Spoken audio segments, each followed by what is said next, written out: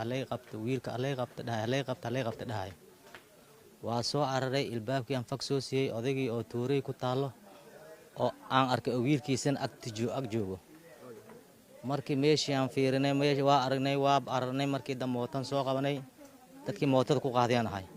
guri ku yaala xaafadda Aabasiibka Xalane ee degmada Wadajir ayaa waxa ka dhacday dhacdo xanuun badan kadib markii wiil 20 jir ah uu dilay aabihiis oo 60 jir ahaa isaga oo tuuray uu kaga dhuftay meel u dhow wadnaha uu adeegsaday dilkiisa aabaha la dilay ayaa waxa lagu magacaabayay Cusmaan Garbooje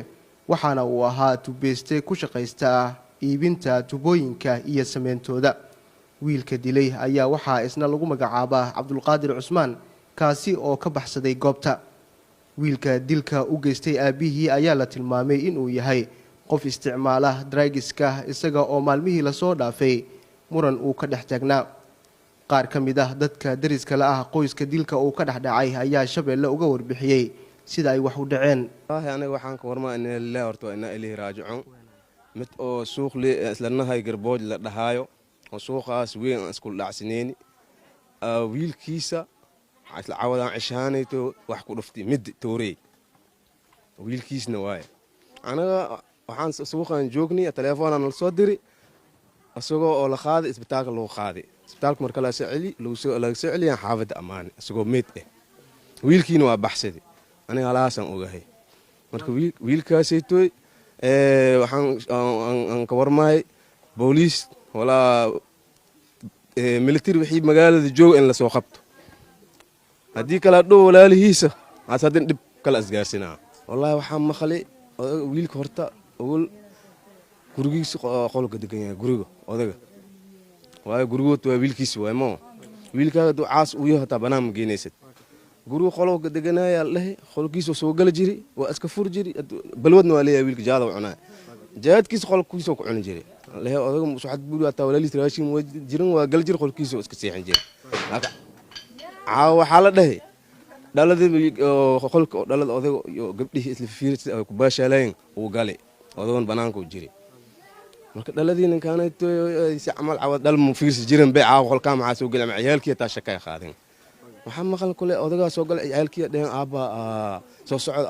socod ninkaan meeshii dhalada waa ka soo bixiyay aabi oo socod mididii waa ka hor keenay sida aan maqal mid walaalkiis ay kala soo bixi mididii waa ka sii yaal ninkaan isdaw bursadeen waa gaar way odagii soo laabtay wiilka kale odagii sidii marka isbitaalka loo qaaday Cabdiqaadir wiil adi 20 jir waay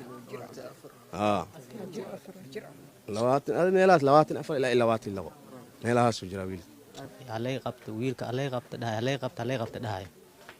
واسو عرري البابكي aan fagsoosiyay odaygii oo tuuray ku taalo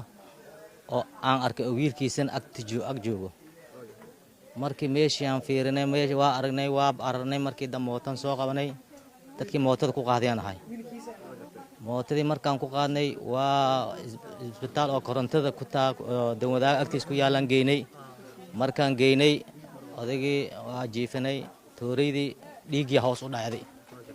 marka dhakhtarkii faleebooyin uu soo diyaarsanay faleebooyin markuu soo diray odayga markii walba waa soo kaca waa soo naxa wuxuu leeyahay maxaa inta i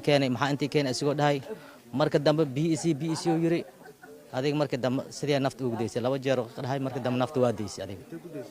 isbitaalkaas aab ku deysay ilaa aniga waa dareemay marka inay nafta ka baxday ayagu waxay dhaheen marka odayga nafta kama bixin isbitaal Madiina la geeyo waxaan dhahay odayga waaba dhintay maxaa isbitaal Madiina lagala jirinaa markaasay dhaheen maya ma dhiman isbitaal Madiina la geeyay ambalaasa idin saarayna isbitaalka idin geeyna isbitaalkii aan tagnay isbitaal Madiina markaan geynay marka odayga yaa la jooga leeyahay aniga ayaan dhahay dariskiisa ayaan dhahay dariskiisa ma tahay ha bis qolkii aan galnay odayga waxay dhaheen nafta waa ka baxday yaa kala jooga adeer iyo dad kala aaway ma aan dhahay haddaan sugaynay aan dhahnay markii daba magacay noo qoreen iyo sawir ay qaadeen iyo meeshii ay ka sawir ka qaadeen odayga iyo wiilkan iyo mar badan aqayladooda ay soo gaaraysay xalim aan habeen hore waxaan maqlay odayga iyo wiilkii isku qaylinay dhowr jeer hata asigoo mindu soo qaatay aniga oo ordayaan albaabka intaan gargar leeyahay furan ka celiyay hata aakhirkaad aniga ku dili doon asigoo dhahay asigan odayga wuxuu dhihi jiray aakhirkayga aniga unugaan la idili doon marka wixii kaloo ku dhexay kala ma sheegi kar laakiin waxaa ku badatay qaylada labadooda odayga iyo wiilka aad iyo aaday meenaha ay isku qaylin jireen marka xali ma aan habeen hore la isku qaylinayeen marka arintaasaa jirta wiilka balwadow aad u isticmaalaa wiilka balwadow leeyahay marka inuu wax ziyaado ku darsana ma sheegi kar laakiin wiilka balwadow lahay odaygii asigana mab is arki karinba waxyaabaha ku murmi jireen hataa odayga habeen dhexdaas hataa markuu u gargaraaca salaatuka markuu yiraahdo odayga iga tago dhiyaan ku diline iga tagiyaan ku diline haddii odayga hadduu balla hadlo wuxuu ku leeyahay war adiyaan ku diline iga tag horta maalmihii la soo dhaafay waxaa soo badanayay dilalka ka dhex dhaca qoysaska iyadoo maalmo dhow dhacdo ka dhacday xaafad ku taala agagaarka Digfeer aabba ka tirsan militariga Soomaaliya uu ku dilay wiilkiisa kadib muran soo kala dhexgalay